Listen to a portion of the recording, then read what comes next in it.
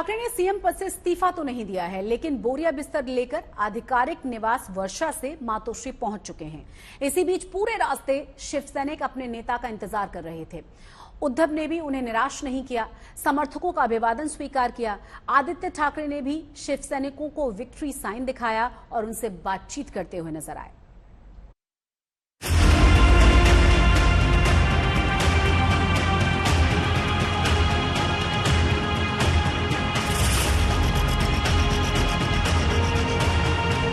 बाल ठाकरे और बाल ठाकरे की शिवसेना जो अगर चाह लेते थे तो शिवसैनिक पाकिस्तान के खिलाफ आवाज उठाते हुए स्टेडियम में क्रिकेट की पिच तक खोद देते थे। उसी शिवसेना में बगावत हो गई। महाराष्ट्र की सड़क पर बगावत करने वाले एकनाथ शिंदे को बाघ बताते हुए पोस्टर लग गए। क्या ये बाल ठाकरे और शिवसेना की पुरानी आक्रामक राजनीति के अंत का दौर है, या फिर कहें ये कहना भी जल्दबाजी है? राजनीति में कुछ भी लिखित में नहीं होता। ये तस्वीरें अभी देखिए, जहां लोगों ने एकनाथ शिंदे के समर्थन में पोस्टर बैनर लगाए हैं।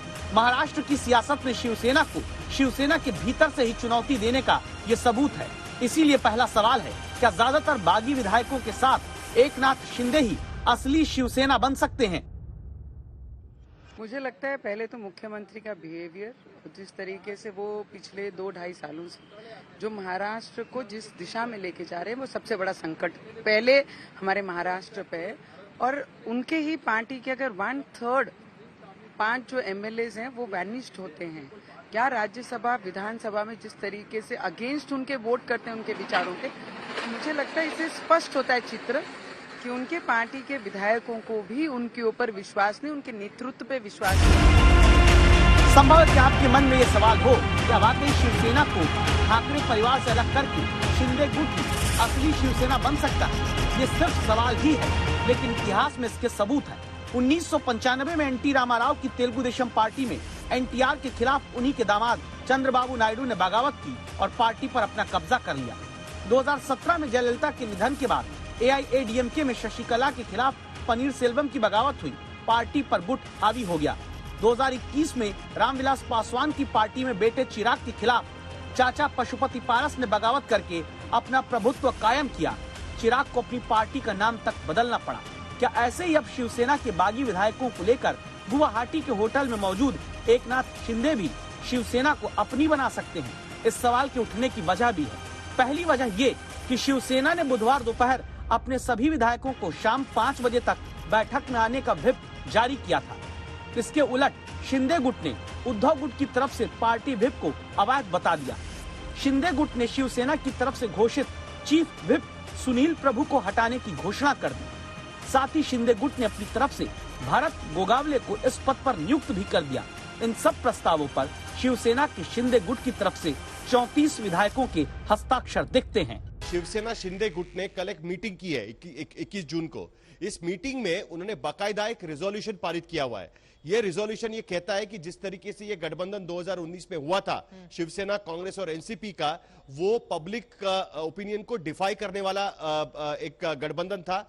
उसी रिजोल्यूशन में उन्होंने ये भी बात कही है कि जिस तरीके से ये सरकार चल रही है, इस सरकार में करप्शन का माहौल काफी है। अनिल देशमुख और नवाब मलिक खास करके जिनका दाऊद के साथ संबंध है, इस तरीके का आरोप भी इस रिजोल्यूशन में रखा हुआ है। क्या शिंदे गुट ही असली शिवसेना बन सकता है या बनना चाहता है? इस सवाल की वजह नंबर 2 देखिए। बुधवार शाम जब उद्धव ठाकरे फेसबुक लाइव करने आए तो एक बड़ा बयान दिया।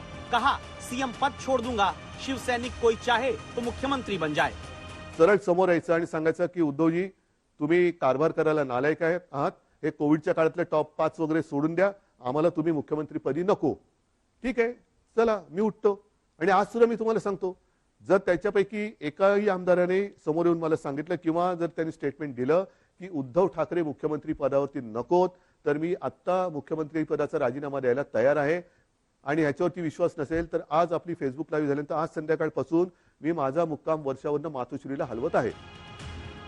इस बयान के थोड़ी ही देर में शरद पवार और उद्धव ठाकरे के बीच मुलाकात होती है। इसके बाद सवाल उठने लगा, क्या उद्धव पवार और कांग्रेस मिलकर शिंदे को ही सीएम बना सकते हैं?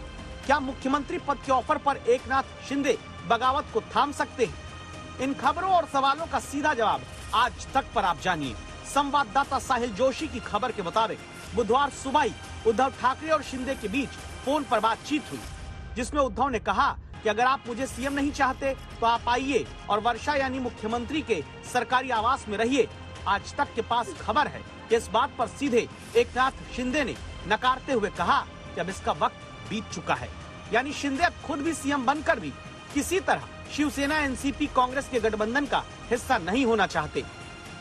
हमारी पार्टी जो बाला साहब के जो हिंदुत्व के विचार वाली पार्टी है, विचारधारा वाली पार्टी है, और हम उसी लेन को फॉलो करेंगे। यही हमारा जो कहना था, मैंने उनको बताया, ये सभी विधायकों का कहना है। और फिर उसके बाद बाकी ठीक है, बाकी तो आगे की जो रणनीति है हम लोग बैठकर तय करेंगे। बुधवार शाम तक उद्धव की तरफ से हर तरह के ऑफर को ठुकराते हुए सीधे तौर पर जो बातें कही गई हैं, उन्हें अब आप जान लीजिए। बुधवार रात 8 बजे के करीब एकनाथ शिंदे की तरफ से साफ कह दिया गया है कि उद्धव ठाकरे महाविकास अघाड़ी यानी एनसीपी और कांग्रेस के गठबंधन से बाहर निकले। महाराष्ट्र के हित में अब फैसला लेने का वक्त आ गया है। महाविकास अघाड़ी गठबंधन में सिर्फ शिवसेना और शिवसैनिक कमजोर हुए हैं। जो महाराष्ट्र में सरकार बनी थी वो है अननेचुरल थी, वो बन नहीं सकती, क्योंकि शिवसेना का और कांग्रेस का अलायंस हो नहीं सकता था। लेकिन वो हुआ, बीच में उनमें झगड़े भी हुए, तो ये जो एंड हुआ है ये तो काफ़ी देर हो गई है। ये तो सड़ा हुआ फल टूटा है, ये फल तो सड़ चुका था, क्योंकि ये बहुत ही गलत था, अनैतिक था, विचारहीन था। इसका एक ही विचार था कि हमें बीजेपी को आने से रोकना है, और उद्धव ठाकरे ने सारी विचारधारा छोड़ी, सब कुछ छोड़ा।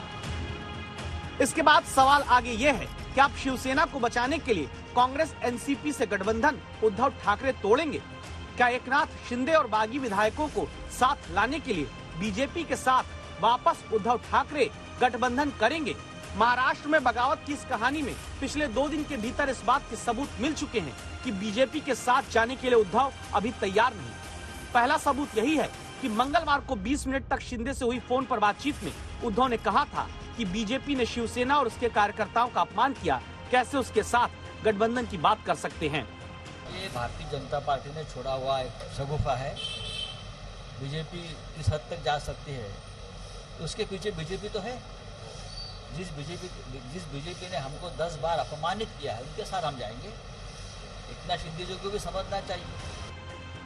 यानी अगर उद्धव ठाकरे वापस बीजेपी से अब गठबंधन नहीं करते तो एकनाथ शिंदे अब तक मानने को तैयार नहीं। शिंदे खुद को असली शिवसेना बताने में जुटे हुए हैं। अगर यही स्थिति कायम रहती है तो क्या आगे बाल ठाकरे की पार्टी और बाल ठाकरे के हिंदुत्व की राजनीति पर ठाकरे परिवार नहीं बल्कि शिंदे गुट ही सियासी शेर की सवारी करेगा?